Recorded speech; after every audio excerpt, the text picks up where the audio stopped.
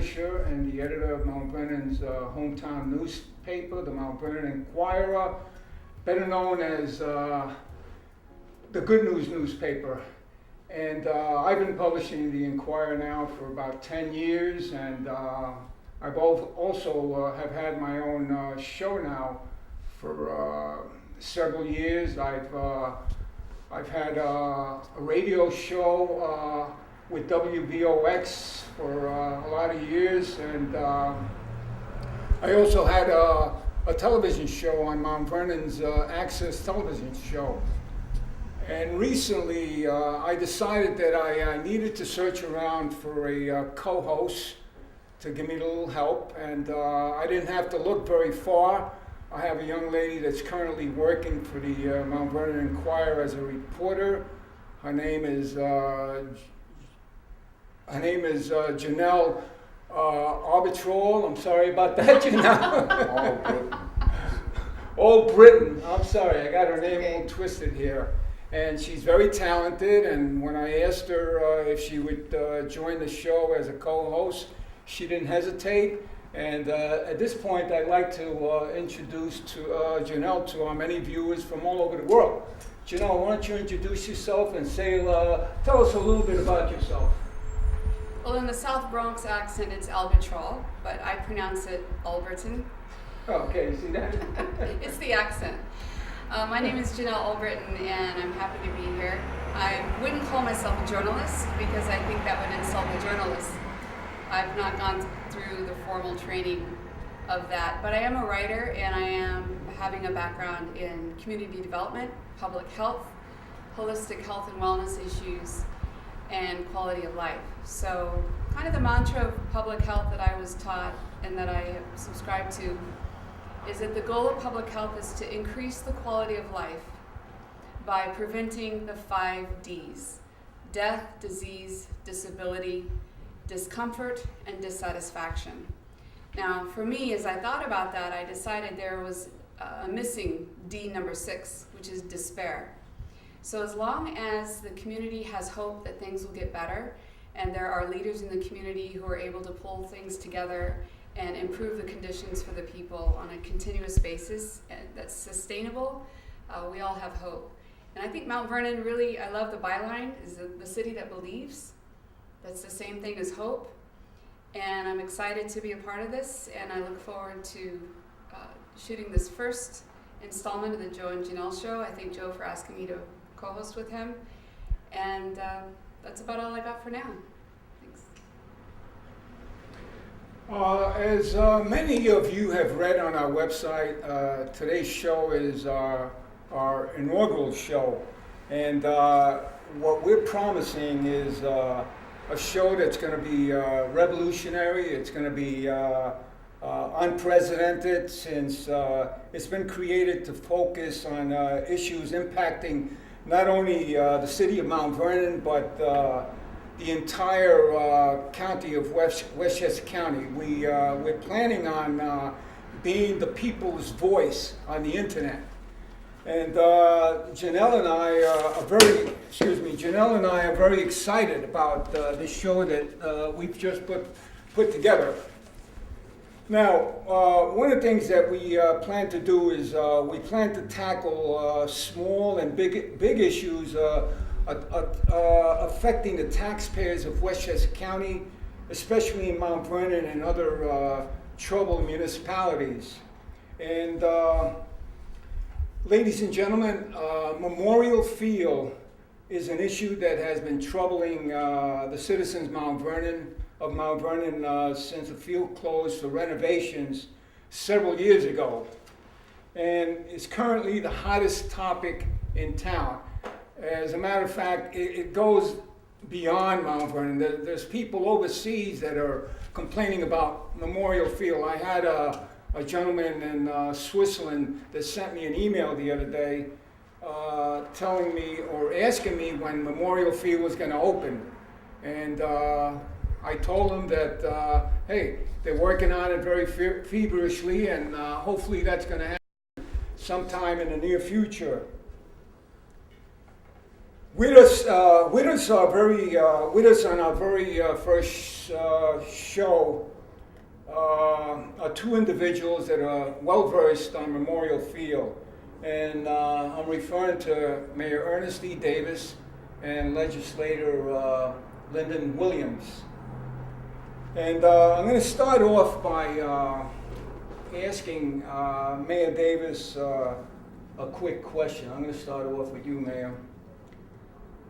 You were mayor of Mount Vernon for 12 years prior to being ousted out of office by Clinton Young. Now, during all those years,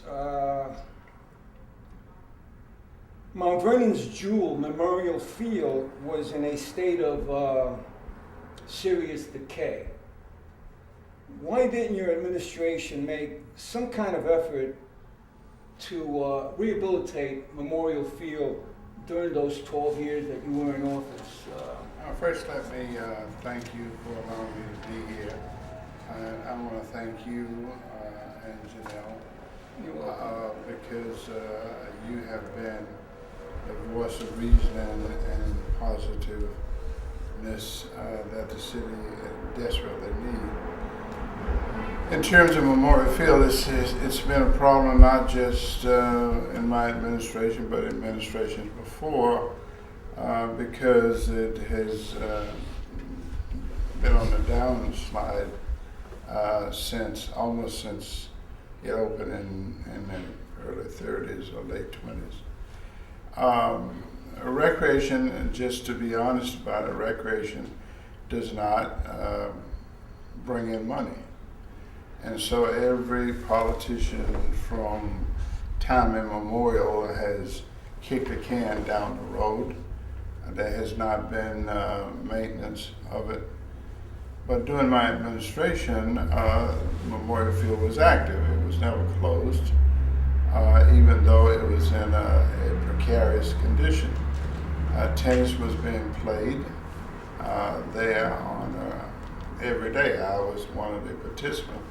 We had tournaments there. I participated in tournaments. We had concerts in Memorial Field. So don't think what you see now is what it was. It was in a declining state.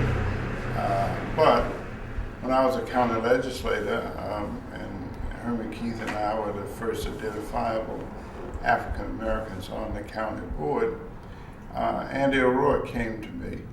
And he said he wanted to take over Memorial Field and give me $9 million. I brought it to Mayor Blackwood. Yeah, I think it was 6.1 million. My recollection is correct. No, it was more than that. It was more than that? Yeah, it was more than Okay. that. I don't know the exact number, but it was more than $6 million. But what happens in Memorial Field, the same thing is evidence now. Mount Vernon does not own Memorial Field. It is when the county lends you money, it has to go out for bonding. And when it goes out for bonding, it necessarily has to have legal rights to it. I cannot take your house and bond it unless I take over the ownership. So Mount Vernon does not own it, but Mount Vernon manages it. So, not to interrupt you, so what happened with the idea that O'Rourke presented to you? You kind of told him, no, I'm sorry, we're not going that way? That was a political issue then, just like it is now. Okay. The citizens of Mount Vernon did not want the county to take it over. I went to Blackwood, and he was for the county to come in. Right.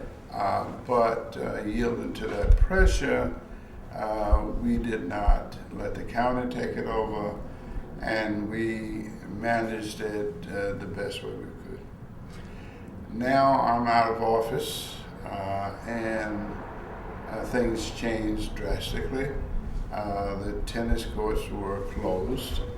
Memorial Field eventually was closed to public use. This is where we are. So the administration before me decided that they had this great scheme by which they would tear down the iconic Memorial Stadium. Man, I don't mean to interrupt you, but I think you're jumping ahead of us a little bit. We're trying to. No, I'm chronological. No, I'm saying we'll get back to that, but we're trying to keep this to 3 minutes. You can't talk about Memorial Field in 3 minutes. No, but you're going to have a lot of time to talk about Memorial Field. It's just that I asked you a question and you went beyond my question. Yeah, because the question was too simplistic and it didn't allow for the chronological sequence of Memorial I just wanted to Stadium. know if there was an effort to restore Memorial Field during that period, that's all. Yeah, and I said to you that we were using Memorial Field even though it was not at its maximum. We had concerts there. Right. Memorial Field was not closed during my administration. It was not improved, but it was not closed. Right, okay. Now, Legislator Williams, now I'm referring to the 12 years that Mayor Davis was in office prior to Clinton Young taking over. What effort that you put into renovating Memorial Field during those years, if any? Well, first of all, let me thank you, Joe and Janelle, for inviting me to the show. I am delighted to be here. And as the mayor said, Memorial Field is a very important topic.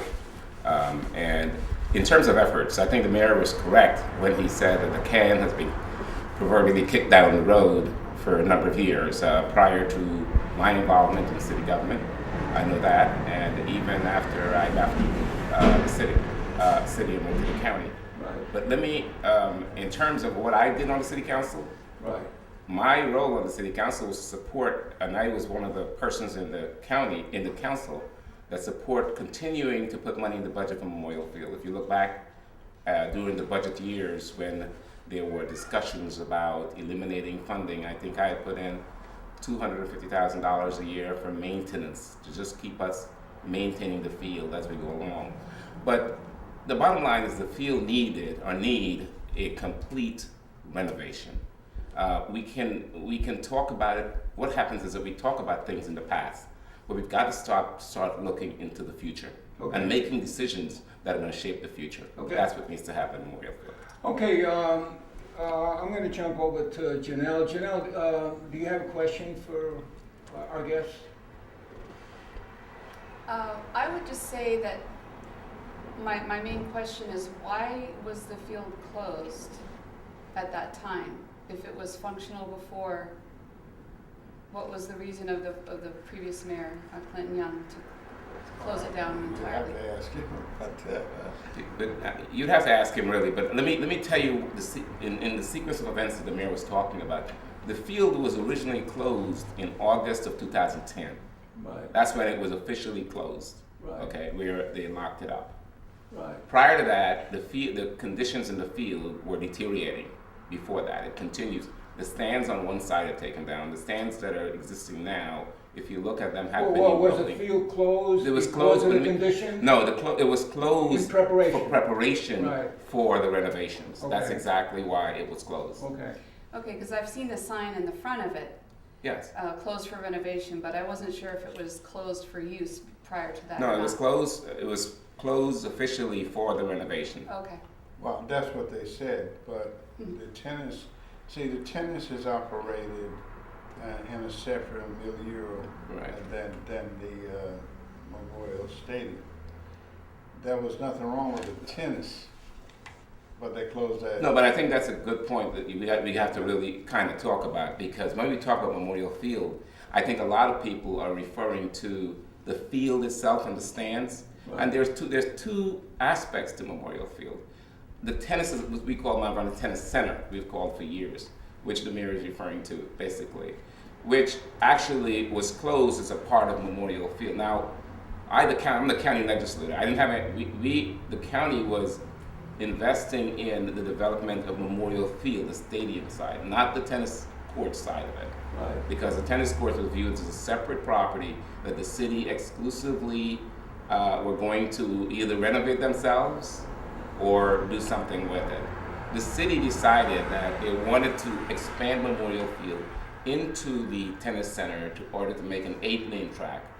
The plan for that was that they were going to relocate the tennis centers across Sanford Boulevard to a field, a vacant field called Hutch Field, I think it is, across there, that they were going to build a new tennis center there. That was all the decision of the administration, the Clinton Young administration, and the city council at that time. From a county perspective, the county was concerned and put the money into renovating the footprint of the stadium and the field and the track that surrounds it. So my follow-up question would be, how strong an interest did Mount Vernon people have in tennis back then? Because people are telling me now they don't care about tennis at all. Well, it depends on who you talk to. They were very much involved in tennis. Adjacent cities, we ran tournaments. We had the mayor's tennis tournament. David Dinkins was there. A lot of celebrities came there. So I don't know who you talk to, but obviously they're not tennis fans. Tennis was big. In fact, people from Eastchester would come down to Mount Vernon. So it is not accurate that the tenor of the city was against tennis. In fact, we had celebrities come up and play tennis. We promoted it big time. So tennis is very important. The whole stadium is important. So I don't want to have it said that there's tennis. Some people say, because I play tennis, I don't care about track. That's nothing closer to lies than that. Let me just say this. I mean, I think through this discussion, I think between the city council and the mayor about 8-lane track versus tennis. No, it's not the council. It's one person on the council. Okay, one person on the council. Deborah Reynolds, Okay. who purported to run track, and I explained to her when I came in as an architect, I said we must preserve the iconic nature of Memorial Stadium. Memorial Stadium is not big enough to entertain 6 lanes. 8 lanes. It can do 6 lanes. I explained that to everybody. I thought everybody understood it. Now, this councilwoman went to the county board with Keller, the head of the Republican Party, and beseeched the council not to give Mount Vernon monies to do Memorial Stadium because she could not understand what is factual. I went to the engineers. Can we have 8 lanes? I would love to have 8 lanes, but 8 lanes don't fit.